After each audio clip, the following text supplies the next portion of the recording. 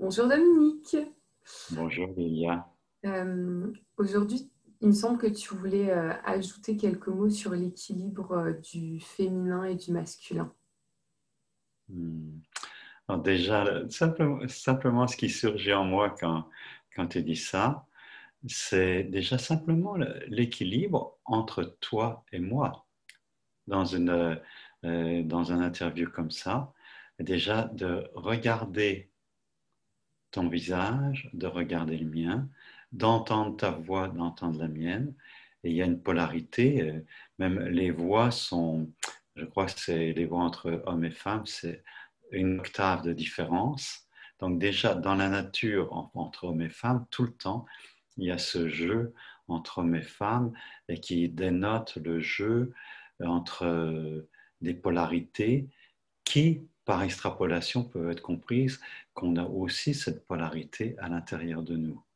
Donc on a aussi cet aspect, ce que tu représentes, ce dont tu es comme la garante ou l'expression à travers la femme du féminin, c'est quelque chose aussi qui m'habite en tant que femme intérieure. Et si tu t'adresses à moi, c'est qu'il y a aussi une réflexion, un réfléchi, quelque chose de réfléchi de, de mon être masculin, de mon être homme, dans ton masculin intérieur et dans la recherche de l'équilibre à l'intérieur de toi.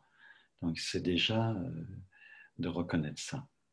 Et ça me fait penser à l'équilibre dans, le, dans les religions de l'Inde, dans l'hindouisme, dans le tantra et dans le yoga. C'est la réalité ultime est considérée comme une unicité absolue. Et de cette unité absolue, il y a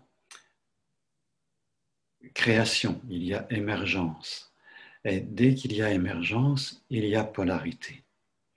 Et dans cette polarisation, on peut dans le Tao, on parle de yin-yang, et dans l'Inde, on va parler de Shiva Shakti.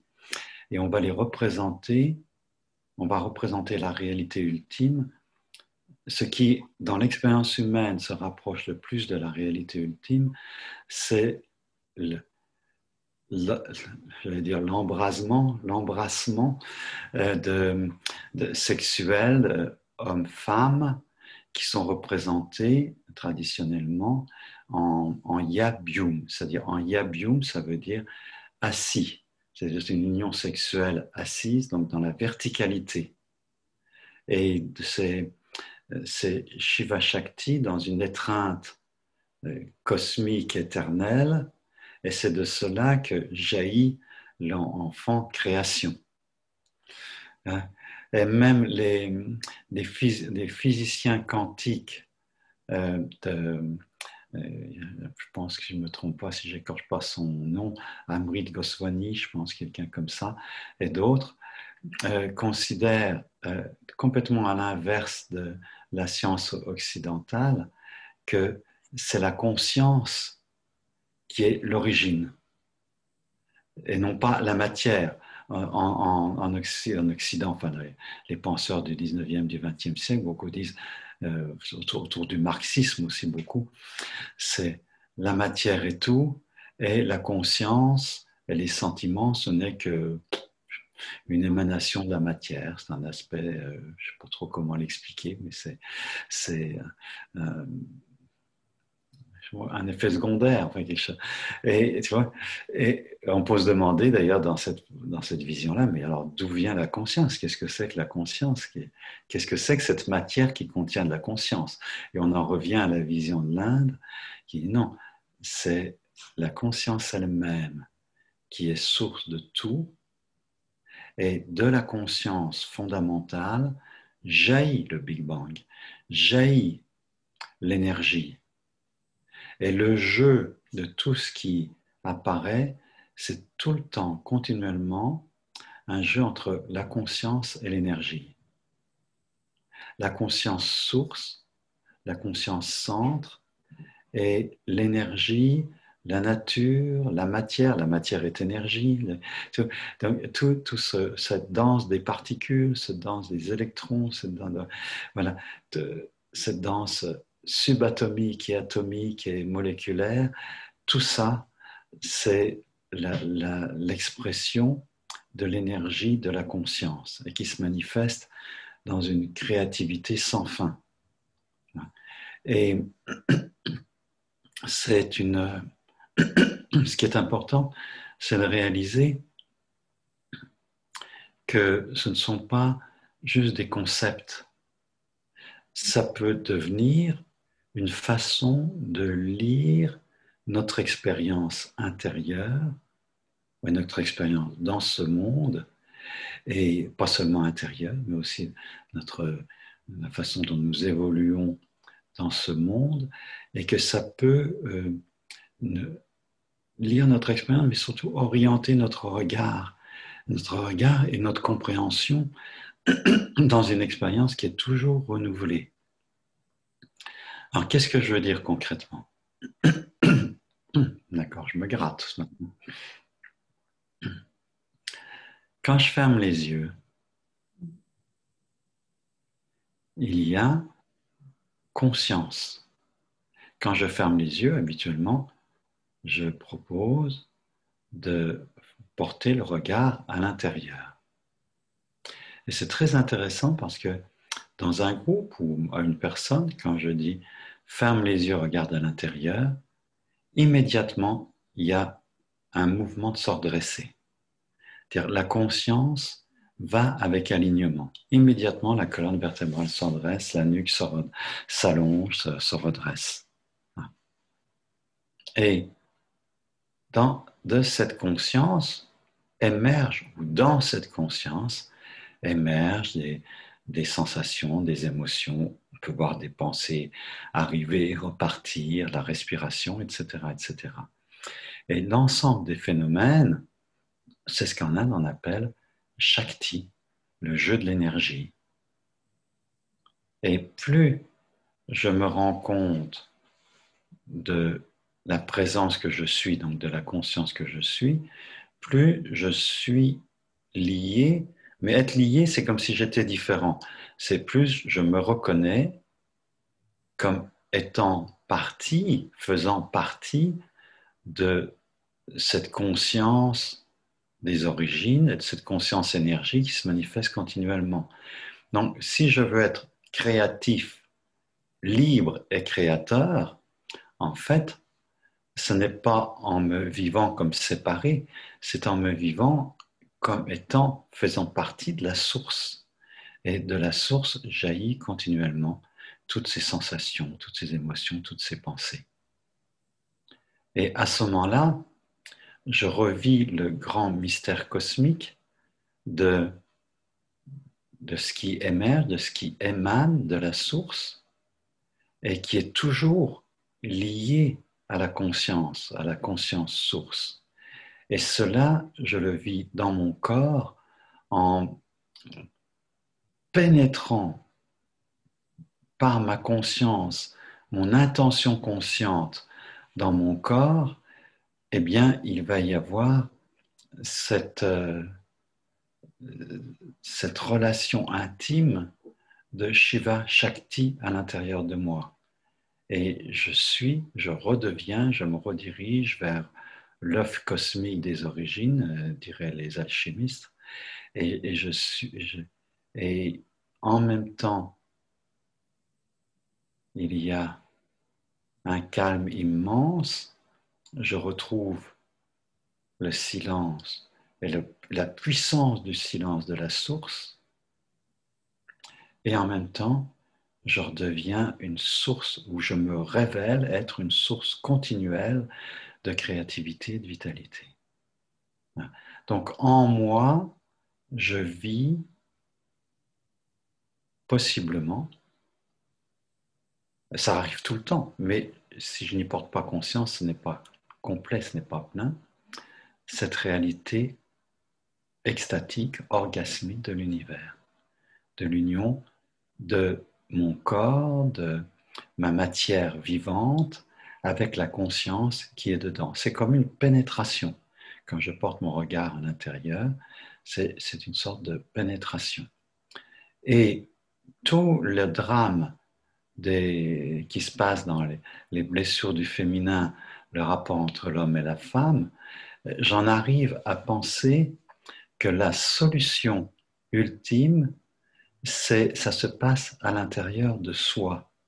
C'est la façon dont moi-même, dans mon alignement, on parle bien de l'homo erectus quand il a commencé à marcher, et erectus, érection, ça se dresse. C'est l'aspect masculin qui se dresse et qui aligne, et autour duquel toute la nature peut danser.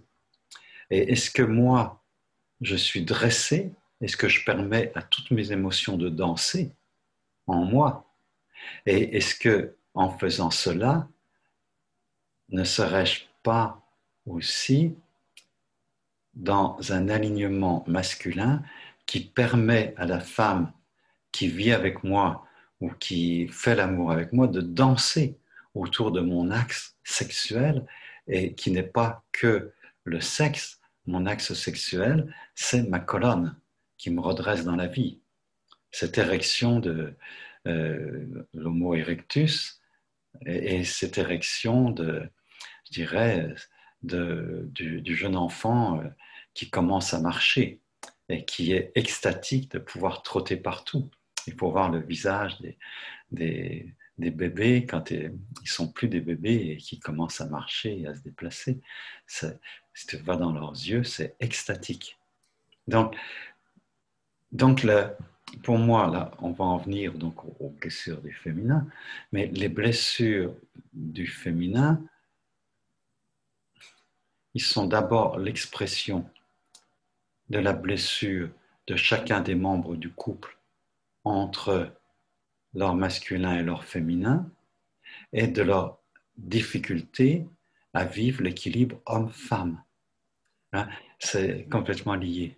Avant qu'on passe aux blessures du féminin, justement, comment on fait comme, en tant que personne pour vivre cet équilibre homme-femme à l'intérieur de soi? Féminité, masculinité. L'érection qui vient de la conscience, c'est-à-dire de s'ériger à l'intérieur par le fait de m'aligner dans mon axe vertical et dans cet axe vertical, il y a le cœur qui est l'élément le plus essentiel. Donc, si je suis connecté aux mouvements d'énergie qui sont dans mon cœur, et si je suis comme un axe, je me vis comme un axe avec ma colonne vertébrale au centre de tout mon corps, et si je me permets de danser en gardant cette conscience, et j'accepte la danse des émotions. Ça me rappelle le titre du film de Jodorowsky, La danza della realidad, la danse de la réalité. Et la danse de la réalité, c'est aussi bien mon beau-frère qui vient de mourir que le petit-fils qui vient de naître. C'est la danse de la réalité, c'est mon jardin, c'est les oiseaux qui chantent, qui commencent à sentir le printemps. C'est toi, c'est moi, c'est les impulsions amoureuses, c'est la créativité professionnelle, enfin c'est tout ça. La danse de la réalité, c'est-à-dire d'accepter d'être conscient que je suis au centre de ma réalité. Et il y a des choses très, très fortes. En Inde, au Tibet aussi, on fait des mandalas, c'est des figures géométriques sur lesquelles il peut y avoir différents symboles et peintures. Et le mandala des mandalas, ce à quoi visent tous les mandalas dans leur essence, c'est le point central. D'accord. Et le point central d'une roue, mais une roue qui tourne, le point central, c'est aussi un axe, c'est le moyeu de la roue. Et si je peux Et là, ce n'est pas seulement à l'intérieur de moi, c'est ça qui est extrêmement intéressant. Si je me déplace, partout où je me déplace, si j'ai cette conscience de la realidad, la densa de la realidad, que ça se passe tout autour de moi, et que où je me déplace, dans la rue, dans une salle de réunion, dans ma famille, avec ma femme, avec mes enfants, sous la nuit étoilée, partout, conscience que c'est toujours un cercle autour de moi. Et c'est même plus qu'un cercle, c'est un, c'est l'univers entier autour de moi, dans lequel je suis au centre comme l'axe, le moyeu de la roue. Donc c'est quelque chose qui est infiniment pratique. Et moi, j'en arrive à le développer de multiples façons. Par exemple, moi, je travaille avec une méthode que j'ai créée qui s'appelle le jeu du roi-reine. Roi-reine, masculin-féminin, est inclus dans le nom même de ce jeu psychodramatique. Eh bien, un des aspects du leadership, peut-être le plus central, c'est que le roi, il a une couronne sur la tête et il est aligné. Il ne peut pas d'ailleurs bouger n'importe comment, parce qu'autrement la couronne, elle fout le camp. C'est-à-dire que partout où il va, le roi, il est obligé de garder le roi ou la reine et le roi-reine. C'est-à-dire qu'un véritable roi ou une véritable reine, c'est qu'il est masculin et féminin, c'est ça que ça veut dire. Et il doit être dans son axe. Et dans la formation au leadership, où que tu vas, reste consciente de ton axe et de ce qui se passe aussi bien derrière toi que devant toi, et sur les côtés, et au-dessus et en dessous. Et à ce moment-là, je grandis en présence, je grandis en, en leadership, en responsabilité et en joie de vivre. C'est pas triste, mais c'est terrible, parce que la réalité est terrible. La danza de la realidad, c'est le Covid, c'est la mort, c'est la vie, c'est le vaccin, la lutte pour, la lutte contre, le confinement. Et comment je danse avec tout ça à partir de mon cœur et dans mon alignement. C'est très beau comme image, cette roue et que ce monde tourne autour. Je te propose qu'on passe du coup aux blessures du féminin. Et Oui, parce que ça met du concret dans tout ça. oui, Ça, c'est juste des. Tu vois, dans la logique, oui, les blessures du féminin qui sont en fait des blessures de l'équilibre entre masculin et féminin aussi, mais avec des particularités. Pas oublier les particularités. oui, puis cette introduction en fait est intéressante aussi parce que ça permet de comprendre que c'est notre monde intérieur qui s'exprime sur le monde extérieur et donc sur les blessures et sur les personnes qui vont aller nourrir aussi nos blessures et donc les réveiller. Et je voulais Oui. qu'on parle, qu'on Mais commence ces avec la... blessures nous empêchent, et ces blessures nous empêchent d'être dans notre axe. Elles sont, par la douleur, par la préoccupation, par le jeu du mental, nous perdons cette présence magnifique dont je parle, et qui, bah, quand j'en parle comme ça paraît une évidence. Ah, donc Voilà, vas-y. on n'est plus au centre de la roue quand on est pris par toutes ces blessures. On est vraiment... Oui, et si tu veux en guérir, c'est de remettre de la conscience dans le corps, de la conscience au milieu de nos émotions. Et à ce moment-là, toutes ces émotions non et toutes ces blessures non guéries vont peu à peu retrouver leur place dans une acceptation qui vient de l'alignement et du cœur.